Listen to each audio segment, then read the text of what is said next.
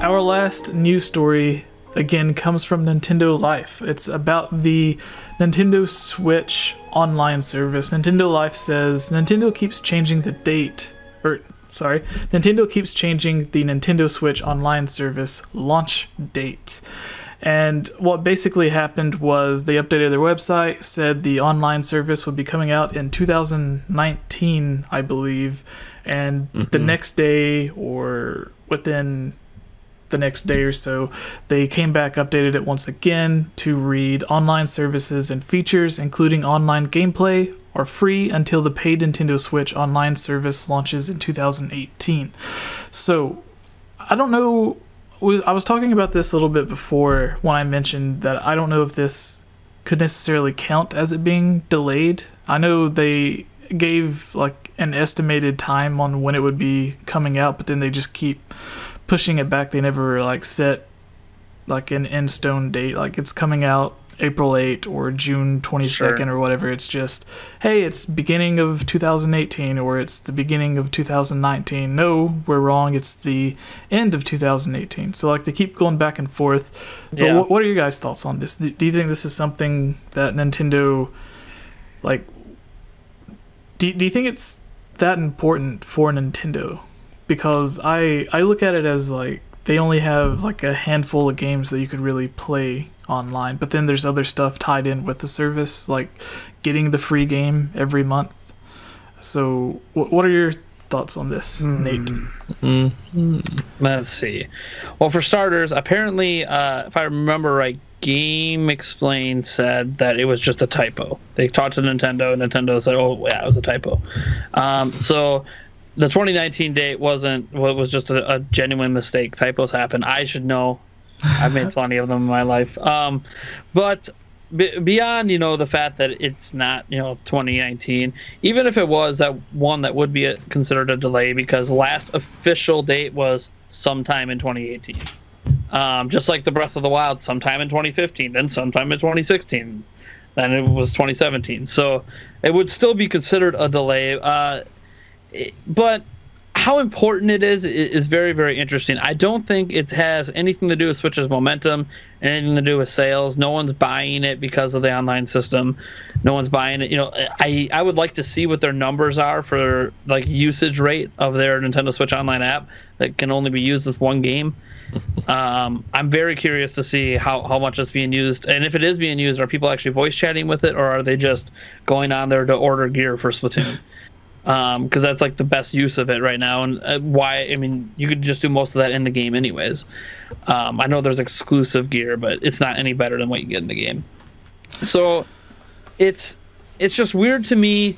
Here's the thing, like, if Nintendo wants, like, they've talked about how they want Splatoon 2 to kind of be in the esports kind of thing, and stuff like that. I feel like if that is the case, then having a solid online system is essential. And the biggest scare right now that we don't have, this isn't included with their online system, especially when they're charging for it, I'm going to be very disappointed. We need cloud saving. Yeah, or like at least an easier way to. Well, you drop your Switch right now and it breaks, you're done. You lost all your save data. It's gone. They also had didn't they have the same situation with like 3DSs and Wii U? Like it was on 3DS, like you had to have another 3DS right beside you, and then it completely erases one of the 3DSs and then moves it over. It's been an issue for a while, and again, it hasn't stopped sales in the past, but now we're in a new era. Everyone else has it. Your phone has it. There's no reason that the Switch can't have it when, if you're playing online stuff anyways, you're obviously connecting to the internet. Yeah. So having it doesn't mean you can't have a local save.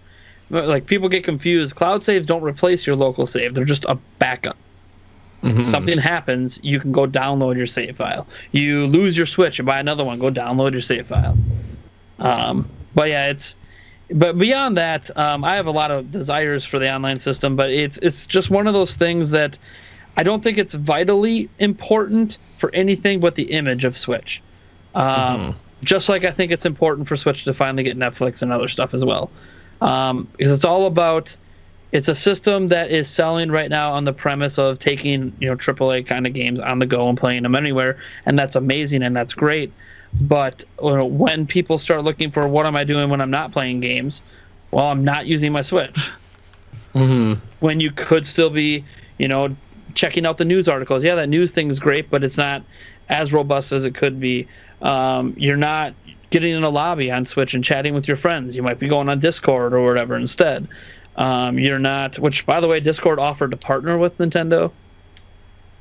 Nintendo's not going to take the bite on that, but Discord publicly, I wish they did. publicly tweeted out, "Hey Nintendo, we want to make your online chat system." Yeah, I think that's something that Nintendo they just want to be in 100% control of it instead of having. Yeah, that's it. Nintendo's not going to let anyone else control their community.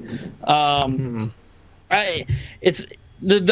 are people that actually don't want it to come because all the Splatoon players, Mario Kart 8 players, all this oh, now I got to pay to play against people when I've never had to pay before, even though it's only like $20 a year or something like that. Yeah, it was really cheap. So I don't view it as essential for usability in terms of that's what makes the Switch sell. It's just essential for the I guess the opinion of Switch. Like having the Switch constantly get better over time is important for a platform whose hardware isn't going to be getting any better. So as the hardware gets older and other things start surpassing it, even phones start catching up. If you start saying, yeah, now you're buying older hardware that a phone 2 years from now is more powerful than and has all this functionality that for some reason a tablet that you connect to Wi-Fi and has a touchscreen doesn't have, would be worrisome, I guess is the way to put it. And then again, Nintendo just doesn't care.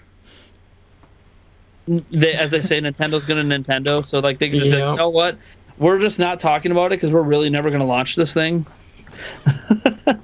we decided against it, but if we say anything publicly, people are gonna get mad.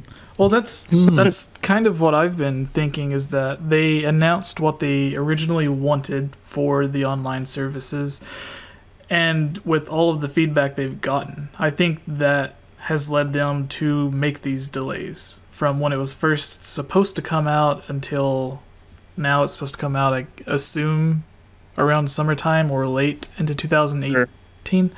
So I think they seen the feedback. They were also wanting Miitomo to be this huge thing. We can see that they're canceling that now. It was supposed to tie into a bunch of different stuff with Nintendo and your unlock stuff and everything, and they just canceled that. And I think they're switching their minds on what they want it to be, because I think it's the longer it goes without us getting the Nintendo Online service, the more I see it becoming what people want it to be, and just doing away with the smartphone app and just focusing on, okay, we're going to put the software itself onto the Switch. That way you can chat and everything on the Switch. Because I always go back to the 3DS. When you played Star Fox 64 3D, you could play multiplayer online and see the video of the person that you're playing against. It wasn't just voice chat. It was actual video chat while you were playing the game. If the 3DS can do that, then the Switch should. It doesn't have a camera, but yeah, it can't. Yeah. It would. That'd be something the app on the phone should do if they were going to stick with it. Yeah, it should have a video option to it.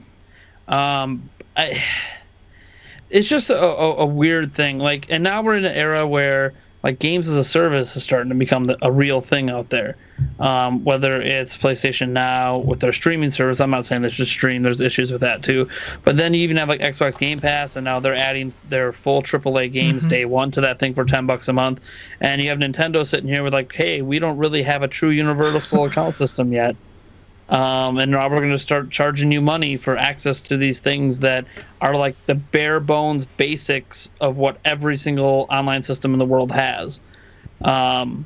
And it's just kind of interesting thinking that Nintendo might finally, hopefully they're realizing that maybe what they were offering just isn't good enough. I mean, we still don't even know about what's happening to Virtual Console. Even if the bad news is everyone's old Virtual Console library can't come over, it still should be one of those things where, yes, but you need to have a solid plan for that as well. Are you going to tie that in with your online system? Is that going to be a separate thing?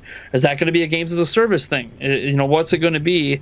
And Nintendo just, I feel like they are afraid of the backlash, because no matter what they do with Virtual Console, and no matter what they do with Virtual Console, it's going to upset people, and no matter what they do with the online system, it's going to upset people. Even if they say voice chat's coming locally to Switch, I just don't see a way that they're going to do it that's going to make people be okay with it, because like the downfall to voice chat, being on Switch is like they still don't support Bluetooth headsets. Are they ever going to enable that if they put it locally on Switch? And the thing is, they do support headsets now on Switch. You can hook up a headset with a microphone to your Switch and use it. It's fully supported now. So that's like a thing. Oh, maybe they are going to bring it over. But then if you're not holding it in your hand, are you really going to use it? I don't know. That's the thing, is no port on the Pro Joy-Con. Controller even, or on the Joy-Con. Yeah. So. Oversight. Xbox One did the same thing at launch too. Just a huge oversight to not have that on there. Yeah, that was one of my favorite things about the PlayStation 4 controller, was like as soon as the PlayStation 4 came out, you could just plug a normal headset into it. Yeah, I don't know why Xbox One wasn't like that at launch. I'm like, really? You guys package headsets in with your console, but I can't plug it into the controller. So what's the point? Yeah. All right. So what are your final thoughts on this, Daniel? If they need to take time to make the service better, in some way, then fine by me. Like, I'm fine with delays as long as it means that they'll deliver something better. God knows we waited long enough for Zelda with that. So, but like, well, we all know it's like Nate's fault.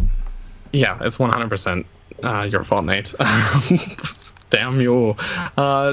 Miyamoto called him on the phone. Was like, hey, we're working on this console, and we're thinking about putting either like a normal headset port on the controller or on the console itself. And then Nate's like, just put it on the console. No one needs it on the controller. Yeah, no one needs that. And then they're Xbox like, doesn't have that. Yeah. What do you mean? According to Reggie, no one wants to use those big bulky headsets. And then yet here all three of us are with our and then 7 months later, hey, Switch now supports headsets. Yeah. Yeah. But yeah, like site Nintendo.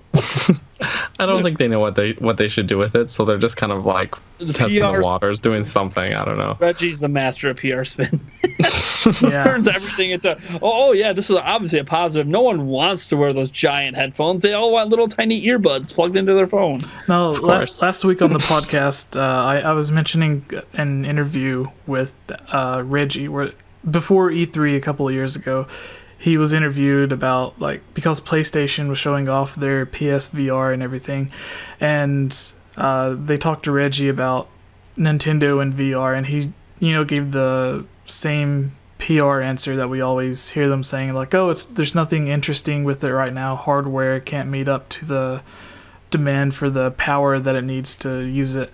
And then it was Jeff Keighley caught him as he was leaving the PlayStation booth and was like, hey, what was you checking out? And he was like, I was back there taking a look at the PlayStation VR. It's all exciting stuff. And it's like, but you had an interview 2 days ago where you said it wasn't exciting, and now you're saying it was. So, like, but I think it was just one of those things where he got caught off guard. Like, he didn't expect anyone to see him walking out of the PlayStation booth. But it's one of the, like, Nintendo with VR too. They've always been like, we're excited by it. There's videos of Miyamoto checking it out at E3 and stuff. Like, they like it. Nintendo's stance has always been it's not convenient enough yet. Yeah, it needs to be this thing where you don't have cords and cameras running everywhere, and the tech isn't really there yet. So, like, they've even said they've experimented with it with Switch. Trying like the Samsung phone way of doing it. Yeah, there was the patents that came out before the Switch launched. Yeah. Or they're just like, it's not good enough yet. So. Yeah. Yeah, we went a little more in depth than that last week, but I still like to relate it back to the Wii's launch when there was no HDMI support. People were like, why? And they were like, well, most people don't have HDMI support on their TVs, so we want to make. They sort of keep going back to that. What is like in the most. What's in the most common household at this point? Yeah, I wouldn't call Nintendo forward thinking. with the way they plan things out.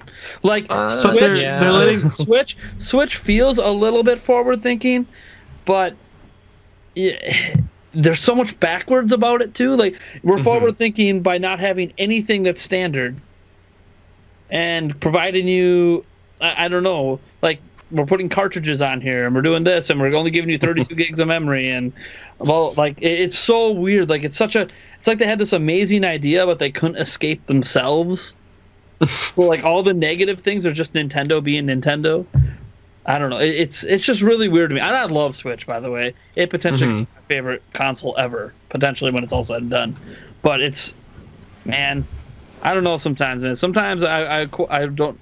It's funny because there was a quote. I wish I had it in front of me right now. I can't remember if it was Reggie or Miyamoto. Somebody said something this past year about how they don't pay any attention to what anyone else is doing. And I would believe it. That explains a lot at Nintendo. Yeah, it's like they have no idea what anyone else is doing. Oh, what's a universal account? What's an online network?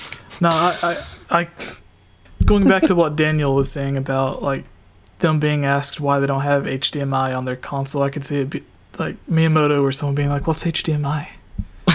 Like, what's an HD HDMI? TV? We don't have any HD TVs in Japan. What's an HD TV? All right. Like, who's gonna be able to afford one of these things 3 years later? Everyone has one. Yeah, even 4K TV now is getting just as cheap as normal 1080p TVs. Cheaper sometimes at Walmart. Yeah. All right. So this next thing, Daniel and I, some of the most popular podcast segments that we've had is when we list stuff. So I have an easy list here that we could talk about with potential Zelda games that could have happened. So I'm wondering, is everybody familiar with all 5 of these that I listed enough to where you could talk about them? Sure. Right. We did some videos on these, so yeah. All right. So yeah. All right.